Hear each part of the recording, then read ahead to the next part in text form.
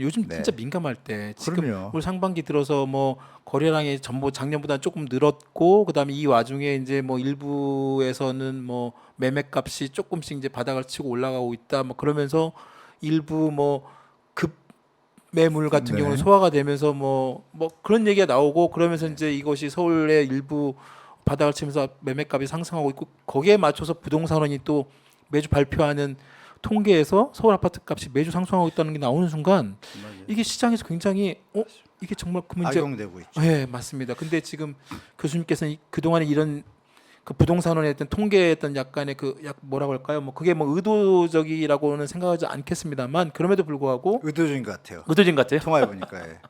아, 이건 정말 문제죠. 그러면은 그 국가 기관에서 정말로 이 민감한 시기에 한국 이 부동산 시장의 어떤 그런 아주 객관적이고 중요한 네. 데이터를 의도적으로 왜곡하거나 잘못된 정보를 전달했다는 것은 굉장히 큰 거 문제가 아닙니까? 되죠. 예. 네. 그래서 감사는 사실 검사 받았어요 여기. 그래서 결과가 나왔는데 네. 이미 감사에 다 말씀드리기 뭐하면 제가 부동산원하고 싸울 필요 없이 친해야 되니까 네. 개선하게 도와줘야 되니까 네.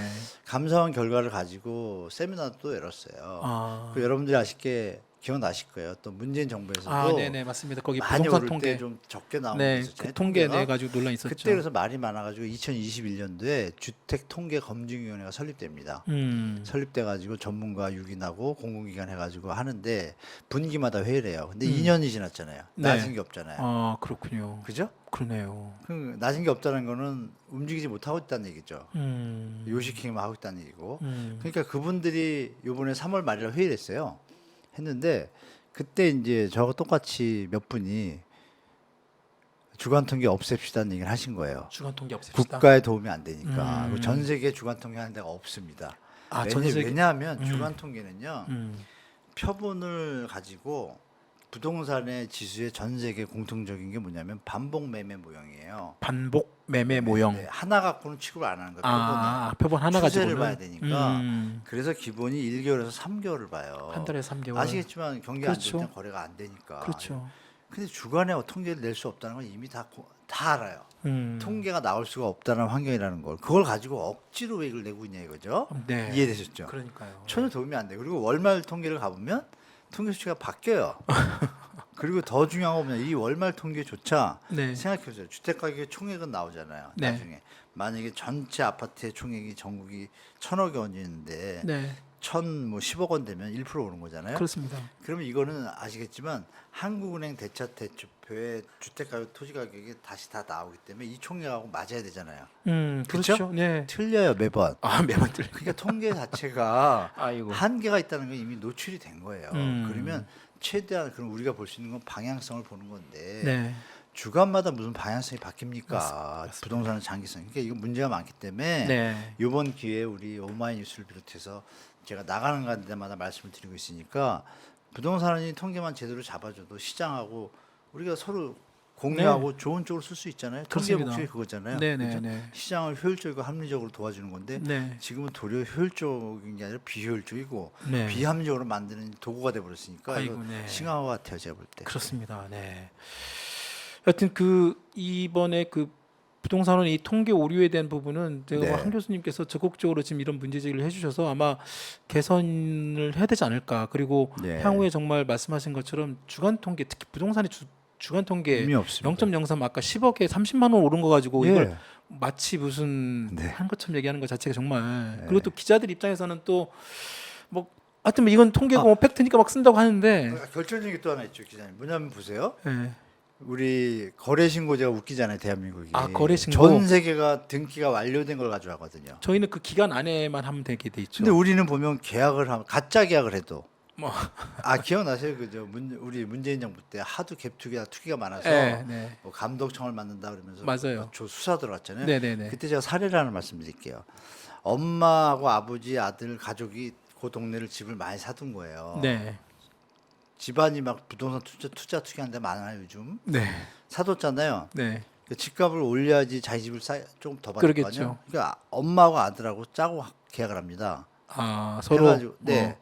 그리고 하나는 아버지하고 아들하고 하고 네. 가족이 한 거에 싫어요. 가족이 서로 계약을 합니까? 네네. 계약을 하는데 계약금도 안 들어가. 아. 그냥 띄어만 놓은 거예요. 떼어만 놓고 자기 집은 저쪽에 있는 집은 또 팔 수가 있겠죠. 음. 이런 행위가 수사 대상 리스트에 들어온 거예요. 네. 이 얘기까지 들으면 보안 저게 걸린. 그러니까 그 당시에 막 수사할 때 네. 부동산 시장 현황에 대해서 좀 물어보신다고 수사관님이 오셨어요. 음. 여러 가지 사례가 있는데 제가 생각한 것보다 가공할 사례가 너무 많은 거야. 수사관님이 교수님한테 이제 그 의뢰가 얘기 왔죠. 말씀을 좀 들어오고 네네, 전문가시니까 그래서 시장 상황을 얘기 드리니까 어. 자기가 봐도 이거 황당하다 그러면서 네. 보안 와. 유지해야 된다는데 이거 걸릴래나 이거 아이고 뭐 그 정도 사례 지나간 사례니까. 익명이니까 괜찮겠죠. 네네네. 그럼 그런 것들이 많다는 얘기잖아요. 그러면 그게 주간 통계에 잡힌다는 얘기잖아요. 그것도. 그러니까 얼마나 이게 황당한 통계예요. 음. 그러니까 어느 단지가 5천 세대라고 그럴게요. 만약에 네. 거기서 두세 개가 올라가면 물론 또 핑계 대는 거 있어요. 부동산원에서 그런 행위가 지금 비일비재하잖아요. 네. 그래서 정부에서 그걸 알고 아이러니한 건 법원에서 법원 등기 이제 부동산 등기된 것만 또 데이터를 지금 내고 있어요. 네. 그걸로 법원에서. 데이터가 이제 형성이 됐거든요. 그게 맞아요. 그게 엄밀히 말하면 등기 네. 정확한 내용이니까. 맞죠. 실제로 네. 거래됐으니까. 거래됐으니까. 그래서 네. 우리가 이번에 한국부동산 통계는 전 국민이 음. 그러니까 매도자도 이게 보탬이 안 되는 거예요. 호가만 올리면 뭐예요? 팔리질 않는데. 맞아요. 네, 네. 그렇죠? 맞습니다. 정확해야지 이게 자기가 자산 관리할 때 급하면 좀 싸게 팔 수도 있는 거고 내가 여유가 있으면 더 받을 수 있지만 지금은 헷갈리는 거예요. 이게 그렇죠. 팔릴 수 있는가를 착각을 하니까 그러니까요. 그래도 안 팔리면 어떻게 돼요? 실제로 현장에서 어떤 일이 났냐? 4달이 돼도 손님이 안 오는 거예요. 부동산이 이 값에 받아준다고 했는데 보세요 주택가격 오르잖아요. 22억 받을 수 있어요 그랬는데 받을 수 있으면 뭐요? 사람이 와야 팔려. 그분들이 화가 나가지고 도리어 역습. 너 못 믿겠다.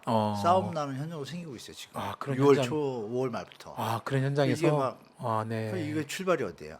한국부동산원이 통계를 이게 정성적인 요소 때문에 문제가 생긴 것 때문에 이런 일이 벌어지잖아요. 이게 좀 문제입니다, 제가. 그렇습니다. 그러니까 이게 자칫 저희 뭐 시청자분들 그리고 저희한테도 한번 이런 문의가 들어왔고 이걸 좀 네. 제대로 좀 이걸 좀 알려주셨으면 좋겠다. 네, 네, 네. 그러니까 이게 정말로 이게 맞는 것인지 안 맞죠. 그러니까 가짜 상승이라고 말씀을 주셨는데 정말 맞습니다. 예, 현장에서의 목소리 방금 말씀하신 것처럼 이게 정확한 데이터가 아닌 상황에서 그 금액을 가지고 집 가진 사람들은 지금 아니면 또 이제 못 팔 것 같다는 막 그런 또 맞아요. 다 혼동스럽습니다. 예. 그러니까요. 국가 경제에 도움이 안 되는 데이터인 거죠. 맞습니다. 없으면 편하죠. 왜 월말 통계만 내면 음, 천천히 보고서 스탠스도 넓게 취하고 어떤 자산 관리의 어떤 결정 폭이나 네. 효율적인 쪽으로 갈 수 있는데 주간마다 봐야 되니까 맞습니다. 네. 주간마다 이거 뭐 건강보험료 안 오를지 모르겠어요. 자꾸 스트레스 받는 분들이 많아지니까 그죠? 이런 부분에서 제가 볼 때 없앴으면 좋겠다는 말씀 드립니다. 네, 알겠습니다. 자, 그래서 그러면 아까 네. KB 통계가 그나마 지금 현재에서는 그나마 좀 현장을 잘 반영하고 있다고 말씀을 주셨는데 네. 지금 하반기 이제 6월달 이제 본격 하반기 시작이 됐고 상반기에 비해서 분명히 뭐 일부 매물이나 거래량 자체는 네. 작년 말보다는 좀 오르긴 오른 것 같긴 해요. 거래량 자체는 하락폭이 둔화됐죠. 네, 하락폭이 이제 둔화가 됐고 네, 네. 어떻게 보세요? 이것이 이제 이런 추세가 네. 계속 갈 상승으로 것인지, 갈 것이냐, 네, 하락이냐. 하락 계속 갈 것이냐 이런 부분은 좀 제 의견을 말씀 올리면 이제 거의 막바지 온 것 같습니다. 막바지. 이 하락폭 둔화가 제 음. 입장에서 하락폭이 둔화가 막 상승할 수 있는 경제 펀더멘트나 여력이 네. 없습니다. 제가 보는 기준에서는. 그래서 제가 자꾸 추가 조정 올 거다라고 말씀드리는데요. 추가 조정이라는 건 이제 앞으로 더 떨어질 것이다. 네네. 네. 만약에 윤석열 정부에서 대책을 안 냈다라면 뭐 정부 말대로 경착륙이 될 수도 있었어요. 네. 그러면 그게 바닥이었는데 맞아요. 그걸 일단 막아줬잖아요. 그 음. 좋은 뜻도 있어요. 연착륙되는 건 좋은데 지금 연착륙이 아니라 도리어 상승으로 바뀐 게 이 문제잖아요. 상승으로 바뀌는 네네. 거죠. 그러니까 이제 상승도 아닌데 그러면 제가 볼 때 계산을 해보니까 네. 기억을 더듬으시면 여러분들 국토부 장관도 매번 한 얘기 있죠. 음. PIR 지수가 10 정도 돼야지 된다. 맞아요. 그러려면 네. 지금 서울은 20% 빠졌다가 다시 10% 올랐으니까 앞으로 다시 또 20, 30% 빠져야 되는 거예요. 그럼 제 기준에서 아니 원희룡 장관 기준에서 제 기준에서도 똑같습니다. 그러면은 올라갈 일 여력이 있는가를 보면 거래량을 보면 되잖아요. 네. 그 제가 2009년하고 대자뷰입니다. 그래서 2009년 제가 대자뷰. 그림을 이번에 못 가져왔는데 네. 다음에 불러주면 보여드릴 텐데 네, 네. 너무 똑같은데 그러니까 그림이 이거죠. 2009년에도 똑같아요. 날짜가 2009년 1월, 2월, 3월 들어가면서요. 대책이 딱 나오니까 거래량이 서울 아파트 기준으로 바닥일 때가 2천이었습니다. 1,200, 2천이었어요. 월 2천 네, 글로벌 거래. 금융이 딱 터지니까 음. 1,200 찍었다가 2,000대에서 가다가 몇 개월 네. 대책이 딱 나오니까 첫 달이 6천, 6,000. 그다음에 8천, 9천 넘어갔어요. 아 거래량이 그게 7개월 정도 갔습니다. 7개월이요? 네. 꽤 오래 갔네요. 7개월 생각보다. 뒤부터 네. 거래량이 갑자기 다시 3천대로 다시 빠져요. 아 그러면서 이제 우리가 알고 있는 그 5, 6년 장기 예측? 횡보 하락기가 시작되죠. 그러면 아까 제가 7, 8천, 9천까지 갔다 그랬잖아요. 네. 근데 지금 어때요? 지금 3천일까요? 네, 3천 겨우 넘는 네, 선이고 그렇죠. 잘해 4천 갈까 봐요. 4천, 네, 그 전에 비해서 반토막 수준이 안 되잖아요. 그렇죠. 근데 더 중요한 건 뭐냐면 그때는 아파트 기준인데 아파트 수가 서울에 138만 개밖에 안 됐어요. 그 당시에는 네. 2009년에는 2009년에 네. 지금은 169만 개예요. 169만 개. 40만 채가 늘었어요. 엄청 그러면 늘었군요. 네. 130만에서 40만 채면 한 20%는 거예요. 그렇습니다. 그러면 8천 개에서 20% 늘면 1만 개 가야 되잖아요. 그래서 만개 가야 되죠. 근데 지금 똑같이. 3천, 4천이잖아요. 그 얘기는 뭐예요? 음. 뭔가 이상하잖아요. 네. 둘 중에 하나죠. 아, 집값이 아직 사기 힘들거나 소득이 안 늘었거나인데 둘 다 지금 똑같은 상황인 거죠. 사실 둘 집값이 다 해당되죠. 네, 집값이 아직도 높고 그 와중에 소득이 안 되는 우리 없죠. 소득은 가처분 소득이 감소하고 있어요. 맞습니다. 평균의 함정이라 그래가지고 고소득자들 조금 늘었는데 네. 네. 전체로 보면 조금 준 것 같지만 우리 저 중산층 이하분들, 그러니까 네. 실수요자들, 네, 네. 그분들은 지금 주택 살 능력이 더 감소했어요. 그러니까 그러니까요. 당연히 이걸 살 사람이 없다는 게 나오잖아요. 네. 그럼 살 수 있는 사람은 뭐예요? 주택가격이 내려오든지 우리가 돈을 더 벌어야 되는데 음. 지금 무역 상황이나 경제 상황이 뭐 좋지 않잖아요. 네. 그럼 결론은 났죠. 아, 살 사람이 더 없어지면 결정적인 게 뭐냐? 다주택자 양도세 중과가 아직 안 풀렸고요. 이 임대사업자 있어요. 단기 임대사업자. 아, 단기 이분들이 계속 물량이 나와요. 왜 나오냐면 단기 임대사업자 4년이 끝나시고 나면 1년 안에 매도를 해야 중과를 안 물어요. 아 임대사업자들이 이제 세금을 부과할 때 만약에 임대사업을 4년을 했는데 4년을 했는데, 네네. 지금 매년 몇만 개 나오거든요. 서울도. 그게 뉴스에 잘 안 나오잖아요. 2년 전에 좀 나왔는데 지금 안 나와요. 네. 근데 저는 체크를 하죠. 어. 계속 그거 나온 분들은 어떤 상태겠어요? 만약에 1년이 12월이에요. 그럼 지금 팔아야 되는 거예요. 10월 달에 팔면 불안하잖아요. 못 팔면 10억이 남는데 갑자기 세금이 막 중과로 20, 30% 막 팍 날아가니까 아. 그럼 그거 싸게 파는 게 낫겠죠. 10%라도. 음. 그래서 제가 볼 때 가을로 넘어가면서 그분들이 아마 가격을 다운하기 시작할 거다. 지금 거래가 안 되잖아요. 그분들 입장에서 거기서 다주택자 중과 한시적 유예했잖아요. 네네네. 그분들이 내년 5월 9일까지예요. 아 내년 5월 9일까지. 그럼 5월 9일까지 못 팔면 물론 또 윤석열 정부가 또 연장할 수도 연장이 있을 있겠죠. 수도 근데 있고. 일단 불안하잖아요. 그죠? 그건 이제 그때 가봐야 하는 거니까. 그렇죠. 그러니까 5월 9일 전에 그러면 통상 계산, 야 장군 계산하면 아이고 1월, 2월 이사철에 팔아야겠구나 이 생각이 들 거 아니에요. 네. 제가 볼 때 가을 이사철부터 내년 1, 2월 사이에 매물들이 못 버티고 나올 것이다. 왜냐하면 남았잖아요. 지금 많이 올랐기 때문에 지금 내려갔어도 많이 남아요. 그러면 거기서 좀 싸게 파는 게 나오기 시작할 거 아니에요? 네. 그 와중에 역전세가 겹쳐졌잖아요. 아또 역전. 그 와중에 강남의 입주 물량이 10,000개, 20,000개 터졌잖아요. 맞아요. 올 하반기 네. 하반기 한 10,000개 정도 그러면 나오죠. 이 신규. 요인들을 생각해 보세요. 이게 올라갈 쉽지 않다고요. 아, 제가 네. 추가 하락 조정이 이제 시작될 거다라고 저번 주부터 말하고 있습니다. 일단 아 그렇군요. 7개월이니까 지금 6월, 7월, 1월부터니까 딱 그 비슷하네요. 비슷한 시기에 다음 달 말부터 아마 나타날 거예요. 빠르면 더 나타날 수도 있고 네. 늦어도 아. 8월 달이면 아마 그런 모습이 시장에 나타날 것 같아요. 제가 볼 때. 교수님 말씀은 올 하반 그동안의 상승은 가짜 상승이었고 아마 올 네. 하반기부터는 또 본격적인 추가 하락이 추가 조정. 조정. 네. 네, 이거 제 뇌피셜입니다. 아. 네, 네. 그동안 보면 교수님의 뇌피셜이라고 하지만 뇌피셜이 그냥 뇌피셜이 아니지 않습니까? 지금 아까 방금 말씀 이런 근거들만 지금 옳천 너무 500개, 많아요. 근거가 대수 너무- 계산 그런 네, 맞아요. 근거들을 그냥 쭉 모아 보면 네. 충분히 그렇게 예측할 합리적으로 수밖에 없죠. 추론을 예. 할 수 있는 수준의 네, 네. 어떤 그런 네 그렇네요 진짜 네, 맞아요. 저도 서울 강남에 네, 네. 일대 나와 있는 그 향후에 있던 일정만 보더라도 그렇죠. 예. 아 그런데 지금 아직도 일부 언론부터 포함해 가지고는 뭐 하반기에 좀 영쿨 틀으니까요. 네. 지금 털어야 되는 거. 지금 털어야 지금, 된다. 네, 서초구하고 강남 4구뿐이 아니라 서울 25개구요. 네. 매물 소화도라고 제가 만든 게 있는데요. 매물 소화도? 네, 뭐 회전율이라 표현인데 어려우니까 일반 분들이 잘 못 알아들어요. 네네네. 그 매물 소화도 지금 많이 올라가지고 5% 찍었거든요. 5%. 그러니까 물건이 100개가 나오면 한 달 동안에 5개가 팔리는 거예요. 아. 95개는 외면 받았어요. 음. 그럼 그 다음에 그게 집값이 올라요? 아, 상식적이죠? 그 그러니까요. 25개가 다 그래요. 5% 높은 거고 어떤 구는 3% 2% 이렇고요. 1월 2월만 해도 1%대였습니다. 1%. 100개 나오면 하나 팔릴까 말까. 네. 그렇게 말씀드리면 좀 이해되실 거예요. 그죠? 그렇군요. 네. 그러면 정말로 이런 뭐 저기 아까 하반기에 그 여러 가지 물량들도 많이 나오는데 그 중에 또 공공 분야 뭐 이런 물량도 그것까지 또 나오잖아요. 그러니까 지금 나온다고 하더라고요. 네, 맞아요. 공공 물량까지도 같이 네. 나온다고 하는데 네. 이게 적어도 정말로 어떻게 보면 이제 좀 그 실수요자 정말 네. 혹시 뭐 좀 금액은 뭐 지금도 사실 지금 민간 분야 이런 데 보면 금액이 만만치 않더라고요. 분양가가. 네, 좀 세게 지금 이 분위기로 분양가를 좀 높이고 그러니까 있죠. 이 분위기로 좀 분양가가 이렇게 높으니까 일부 서울 일부 지역 같은 경우에는 분양가가 막 거의 또 막 거의 국민평형 같은 경우는 8억대를 막 거의 막 거의 아, 수방사부죠? 네, 수방사 그것도 제가 볼 때 수사 들어가야 돼요. 수사 들어가야 됩니까? 왜냐하면 수방사 부지 그 공공 분야 어떻게 8억대가 나옵니까? 와, 그 그러니까 건축비는 똑같잖아요. 그러니까 그렇게 나오면 안 되죠 원래. 그렇죠. 솔직히 말씀드리면. 네.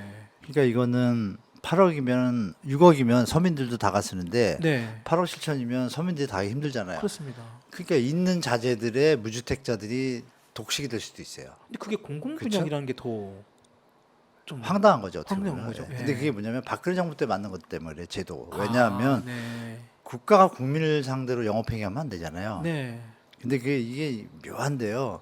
그 당시에 막 경기가 안 좋았잖아요. 네. 경기가 안 좋으니까 쉽게 말씀드려도 공공택지를 조성했는데 10억이에요. 근데 시세가 너무 안 좋아서 7억인 거예요. 10억에 팔 수밖에 없잖아요. 안 팔리잖아요. 네.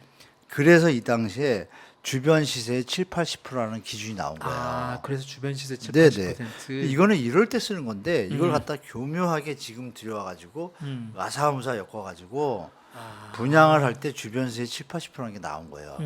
더듬어 보세요. 노태우 정부 때도 원가 연동제. 원가 연동제. 아, 네. 기억나시죠? 네네네네. 그냥 원가에다가 물가 오른 분 해서 국민들한테 남기지 말고 팔으라 이거예요. 그러니까 쌌죠. 네. 그리고 그게 이제 적어돼가지고 한 게 분양가 상한제가 들어왔고 네. 그다음에 노무현 정부 때는 조성 원가 연동제라고 조금 바꿨어요. 이익을 좀 준 거예요. 조금. 왜 LH가 적자가 많으니까 그래도 공기업도 기업이라고 조금 해서 주면 되는데 그걸 가지고 떼돈을 벌려고 하면 안 되잖아요.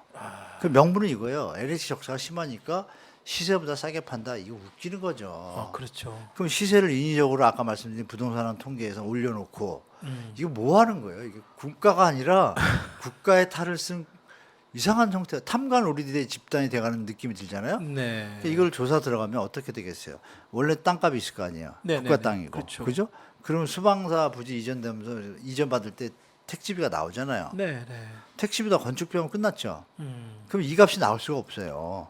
그럼 이 상태에서 그러니까요. 뭐 예를 들면 명분이라도 뭐 저 뭐죠 빗물에 쌓인 그저 빈집 지하 1층 침수 이런 세대를 도와주는 용으로 쓰겠다라든지 차라리 진짜 명분이 있는 것도 아니고 정말로 임대 아파트 정말로 저소득층 짓는다든지 예, 저소득층 이게 아니고 위해서 하는 무슨 거죠. 아무것도 없어요. 그냥 뭐예요? 주변 시세 이거 팔고 있어요. 주변 세 7, 80%. 그러면 여기서 우리가 의심할 게 뭐예요? 음. 그러면 LH가 돈을 남기고 싶으면 가짜로 부동산 친하는 데 많을 거 아니에요. 가짜 거래 쭉 올리면 어떻게 돼요? 아, 그러면 더 올라가잖아요. 이것도 무시 못해. 이것도 조사 들어가야 돼요. 제가 볼 때. 그렇군요. 제가 보는 관점에서 대한민국은 탐관 우리들이 활동하기 좋은 환경입니다. 지금. 네. 그렇습니다. 아니 그러니까 뭐 시장에서는 그 아까 진짜 아까 말씀드린 것처럼 공공 물량, 공공 분양 아파트도 네. 단지 입지가 강남이고 그 위치가 좋다는 이유 하나만으로 그리고 거기가 아까 말씀하신 그 주변에 7, 80%를 해가지고 네. 분양가가 8억 7천을 이렇게 딱 올려놓는데 그것마저도 네. 물론 다른 민간보다는 싸다고 하긴 하지만 거기랑 비교하면 안 되죠. 그러니까요. 그렇게 비교해서 옆에 네. 있는 서초 뭐 이쪽 자이 뭐 있는 데랑 비교해서 야 이런 데 그러면 그냥 민간으로 하지 왜 그걸 해요? 그러니까 그걸 왜 공공 분양을 하는지 저도 잘 이해가 안 이것도 되더라고요. 문제가 많다는 건 다 아실 거고 다행스러운 건 그나마 면피하려고 네. 그 도심지에 있는 건 말고 저 공공택지 중에 이제 경기도권에 있는 거 있잖아요. 경기도권, 네. 그런 것도 일부러 조금 싸게 했단 말이에요. 아, 그러니까 이게 네. 작전이 좀 보여요. 그죠? 좀 아쉽습니다. 그래서 이거 제가 볼 때 국정감사 때 말 나올 것 같아요. 분명히. 그러겠네요. 네. 자, 얼추 막 시간이 막 아, 네. 지나면서 네, 네. 저기 교수님에 대한 막 그 이런저런 저기 지지 응원 댓글도 많이 주시고. 아, 그러세요? 감사합니다. 예. 네, 교수님을 막 뭐 경제부총리, 뭐 건설. 아, 그런 얘기 하지 마시고요. 그런 게 계속 지금 올라오고 부총리 있습니다. 보면 화가 나는데요. 뭐. 방금 수방사 분양가 네. 말씀했더니 네. 진짜 극악에게 서민인 언감생심이라고. 이게 작전이에요. 제가 네, 볼 때. 네. 검찰은 신속히 수사해야 됩니다. 이렇게 막 이런 말씀도 주시고. 맞죠. 예.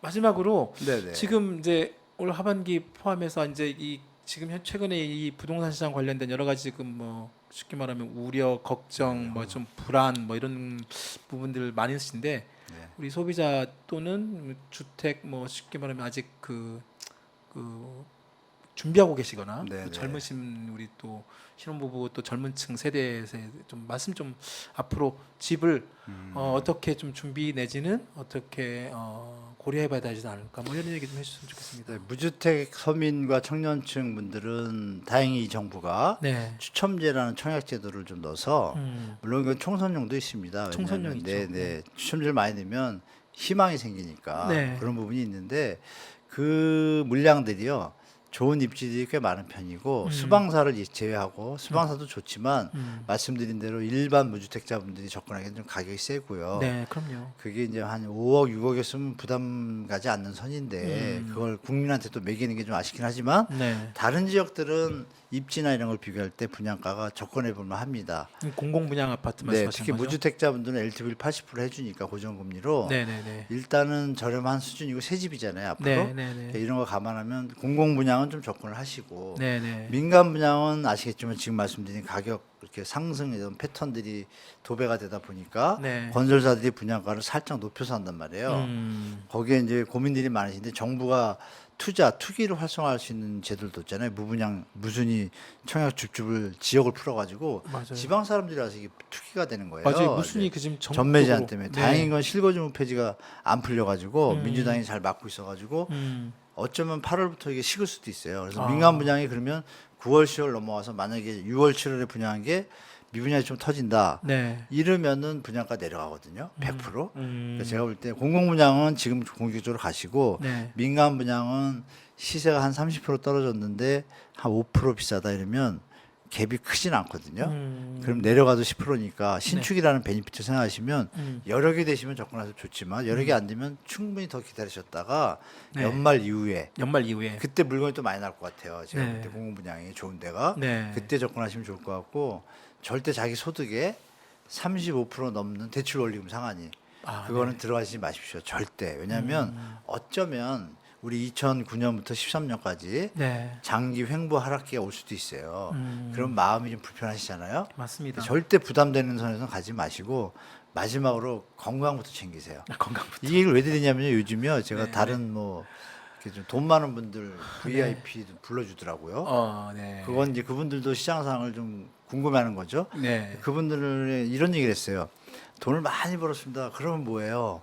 이혼하면 땡인데요. 그러니까 막 웃으시는 거예요. 아, 이게 이혼하면 뭐냐면, 땡이라고, 예. 네, 돈 많이 벌면 뭐예요? 아프면 땡이잖아요. 네, 네. 그러니까 이제 수단이 목적이 되면 안 된다. 그래서 우리 1주택자분들도 자기 집을 갈아타려고 청약을 하는 건 좋은데 네. 이 마음속에 또 돈 낭비하지 이쪽으로 가다 보면 그것 때문에 부부관계 안 좋아하는 집을 많이 봐요. 아. 그래서 그 수단이 목적이 돼서는 안 되고 우리가 행복한 건 가족이 행복하려고 하잖아요. 그래서 행복하려고 돈을 번 건데 걔가 이제 가족을 망가뜨리면 안 되잖아요. 그래서 그 얘기 꼭 드리고 싶어요. 그래서 네. 건강과 네. 가족의 행복을 우선을 하고 수단이 목적으로 변질되면 안 된다는 걸 꼭 말씀드리고 싶습니다. 네.